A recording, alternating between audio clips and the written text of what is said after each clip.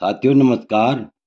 आज का वीडियो का मुख्य विषय है कि नवजात शिशु की दांत निकलने की शुभाशुभ फल के बारे में हम विचार करेंगे। तो देखेंगे कि कौन से महीने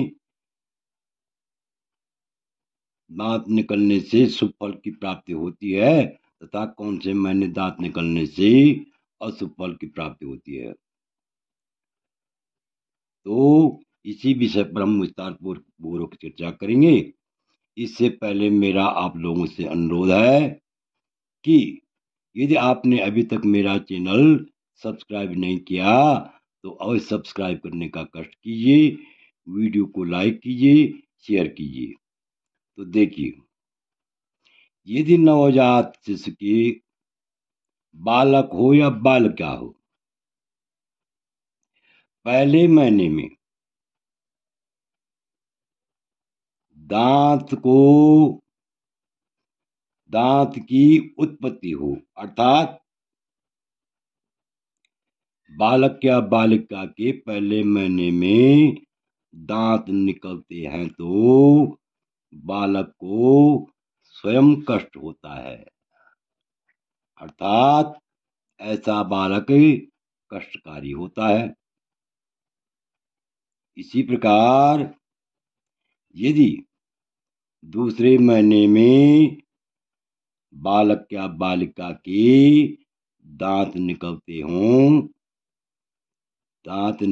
हैं तो भाई के लिए कष्टी होता है।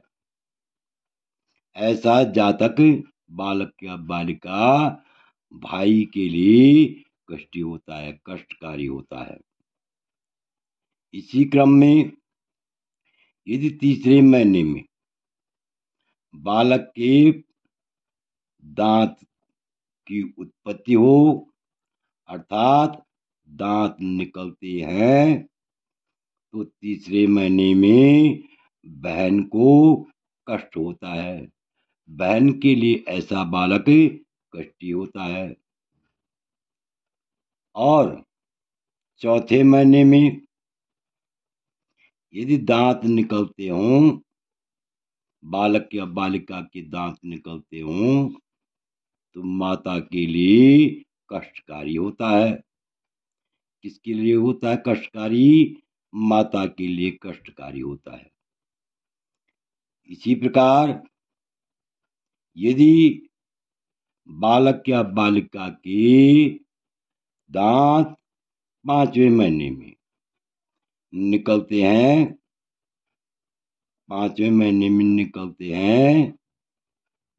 तो भाई के लिए कष्टकारी होता है।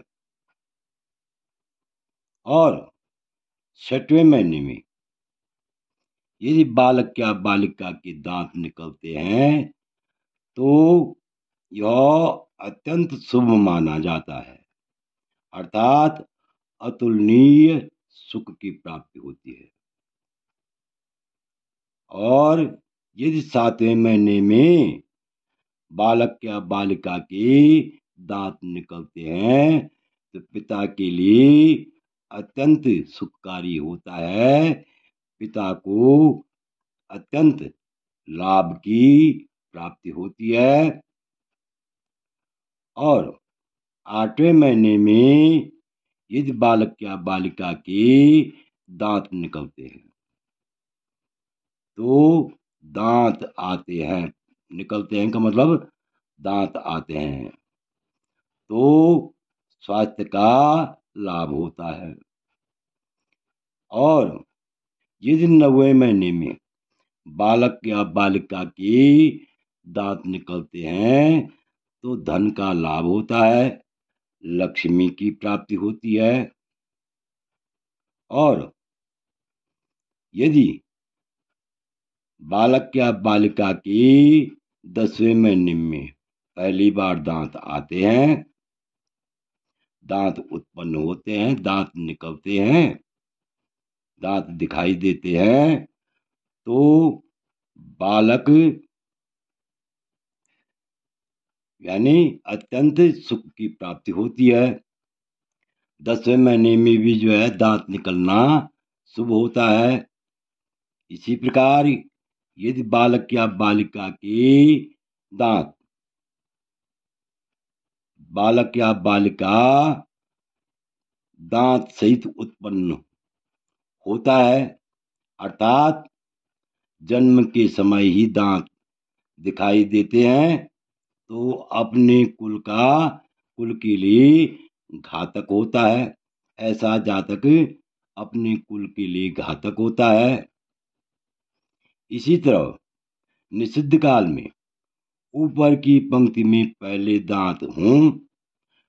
दांत निकलते हों, तो अपने माता पिता भाई बंधु के लिए ऐसा जातक, ऐसा बालक या बालिका कष्टकारी होता है।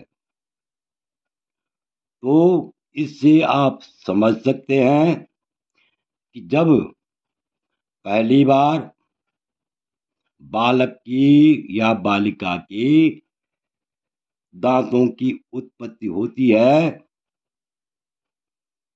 तो हम कह सकते हैं इन श्लोकों के माध्यम से कि छठवें महीने में अतुलनीय सुख की प्राप्ति होती है। 7वें महीने में भी जो है सुख की प्राप्ति होती है, शुभ फल देने वाले होते हैं। यदि 8वें महीने में दांत निकलते हैं तो यह भी शुभ माना जाता है। और 9वें महीने में भी जो है लक्ष्मी की प्राप्ति होती है। 10वें महीने में भी जो है सुख की प्राप्ति होती है। तो हम कह सकते हैं कि 6वें महीने में, 7वें महीने में, 8वें महीने में, 9वें महीने में और 10वें महीने में दांत निकलना शुभकारी होता है। और यदि जन्म के समय ही बालक या बालिका के दांत दिखाई दें, यह अशुभ फल देने वाला होता है।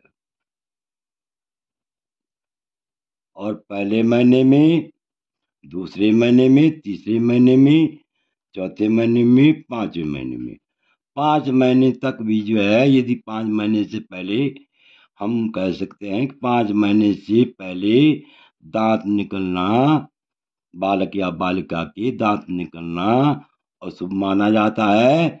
और 6वें महीने से 10वें महीने तक शुभ माना जाता है।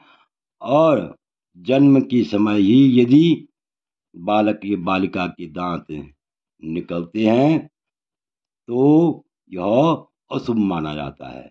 तो आशा है कि आप इस वीडियो को भली बात समझ गए होंगे। आपसे अनुरोध है, यदि आपको यह वीडियो अच्छा लगे तो मेरे चैनल को अवश्य सब्सक्राइब कीजिए, वीडियो को लाइक कीजिए, शेयर कीजिए। वीडियो देखने के लिए बहुत बहुत धन्यवाद। विशेषकर उन सज्जनों का मैं अत्यंत आभारी हूँ जो मेरे वीडियो को नियमित रूप से देख रहे हैं और अपना अमूल्य सहयोग दे रहे हैं। पुनः वीडियो देखने के लिए बहुत बहुत धन्यवाद।